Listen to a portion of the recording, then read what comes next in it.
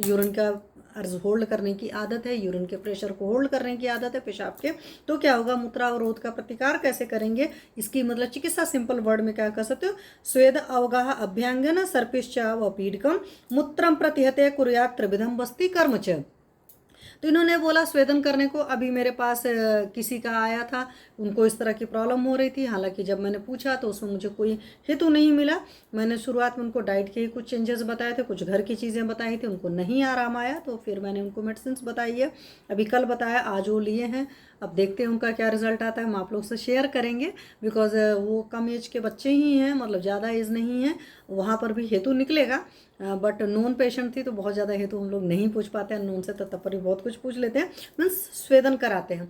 तो आप क्या कर सकते हो, यहाँ पर सिंपल सा जो मेरा अपना अनुभव है, मैंने हमेशा आजमाया है अपने ऊपर भी, पेशेंट्स पर भी, हर किसी पर, क्योंकि कॉलेज वॉलेज टाइम में एक बार हम लोग को भी ये चीज़ें हुई थी। सिंपली क्या होता है, आपकी पानी की जो बोतल होती है उसमें पानी भर लेते हैं और उससे सिकाई कर दीजिए तो आराम आ जाता है। चिल्ड पानी की बोतल हो, चिल्ड मतलब इतना बर्दाश्त करने लगा, फ्रिज में रखी हुई उस पानी की बोतल से अगर आप सिकाई कर देते हो तो उससे आराम आ जाता है। हालांकि यहाँ स्वेदन का है तो गर्म चीज़ों से भी सिकाई करोगे तो भी आएगा आराम, क्यों, उष्ण वो है। लेकिन हाँ, अगर यूटीआई वाई तकलीफ रहती, जलन रहती है, तो पक्का ठंडे पानी की बोतल से सिकाई करिएगा, इस बात को याद रखिएगा। अगर जलन के केस में गर्म पानी वाले से सिकाई नहीं करना पड़ेगा। वहीं पर हमें समझना पड़ता है कि जो हमको तकलीफ हो रही है वो कैसी तकलीफ, वातज है, पित्तज है, कफज है, इस तरह की तकलीफ के हिसाब से। अगर सिर्फ पेन रहता है, जैसे मेरे पेशेंट के केस में उनको पेन भी था, यूरिन ड्रॉप ड्रॉप करके निकल रहा था, इस तरह की प्रॉब्लम हो रही थी, तो वहाँ पर अगर वो गर्म वाले से सिकाई करेंगे तो ज़्यादा बेहतर होगा। उनको शायद जलन नहीं हो रही थी, लेकिन जिन लोगों को जलन होती है हमेशा ठंडे पानी की बोतल से सिकाई करिए, 100% रिजल्ट आता है। अवगाहन, अवगाहन का क्या होता है, बाथ टब में पानी भर लीजिए और बाथ टब में पानी भर करके आप बैठ सकते हैं, अगर घर में जिन लोग को है। अदरवाइज हम लोग के पास है सेंटर पर क्या होता है, हिप बाथ वगैरह टब होते हैं, हम लोग डायरेक्ट उसमें करा देते हैं।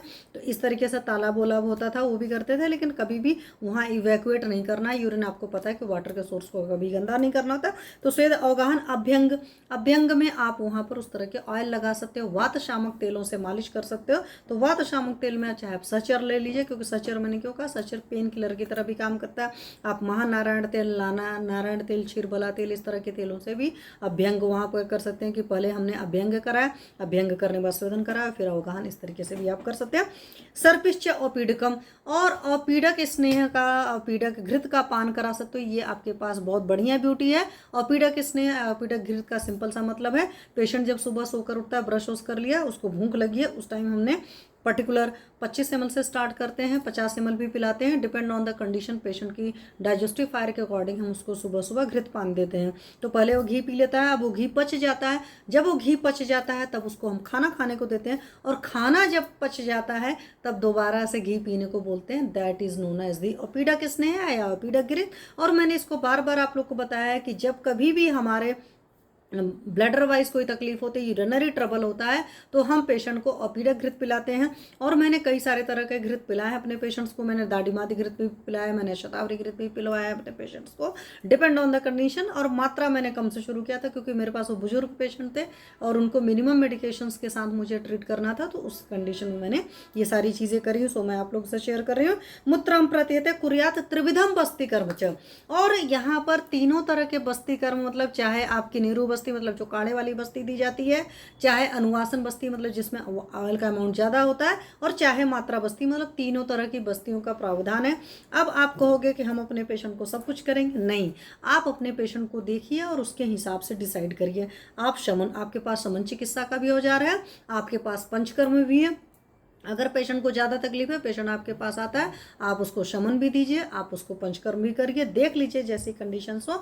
ये जो बस्तियां होती हैं लॉन्ग टर्म में जब दी जाती हैं अच्छे से, तो ऐसा नहीं होता सिर्फ एक बस्ती में रिजल्ट आ जाता है, आप बस्ती ढेर सारी दे करके देख लीजिए, अच्छे रिजल्ट आते हैं। मैंने तो हमेशा कहा, चाहे कॉन्स्टिपेशन का पेशेंट हो, चाहे यूरिनरी ट्रबल वगैरह के पेशेंट्स हो, जैसी कंडीशंस हो उसके और भी सारी चीज़ों को आपको फोकस करना पड़ेगा, देखना पड़ेगा, कोई और तकलीफ तो नहीं है। प्रॉपर हिस्ट्री लेकर के उस हिसाब से डिसीजन ले लीजिए, आपका पेशेंट संतर्पण की वजह से प्रॉब्लम है, तर्पण की वजह से मतलब मोटा है, पतला है, किस तरह की बीमारी है, उस हिसाब से डिसीजन लेकर के तब बस्ती दीजिए, क्योंकि बस्ती में भी ढेर सारी वो है। हालांकि मैंने देखा है अधिकतर इस तरह के जैसे यूरिनरी ट्रबल वाले पेशेंट्स को अधिकतर बीपी वगैरह की भी तकलीफ रहती है, हार्ट वगैरह की प्रॉब्लम रहती है, तो उस केस में अधिकतर दशमूल काढ़े की बस्ती नीरू जो है और धन्वंतर तेल की मात्रा बस्ती लॉन्ग टर्म में देते हो तो बढ़िया रिजल्ट आता है। ठीक है। हालांकि यूटीआई के पेशेंट्स को मुझे कभी ज़रूरत नहीं पड़ी है बस्ती देने की, त्रिविध बस्ती कर्म इन्होंने बोला हुआ है। मूत्र व स्रोतस के विकारों में मैंने सिंपल सी ये चीज़ें की हैं, जहाँ पर बीपी वगैरह की तकलीफ रहती है, हार्ट वगैरह की प्रॉब्लम रहती है, तो वहाँ पर उस तरह की चीज़ें की है। आप लोग करिएगा और करने के बाद में अपना रिजल्ट मेरे साथ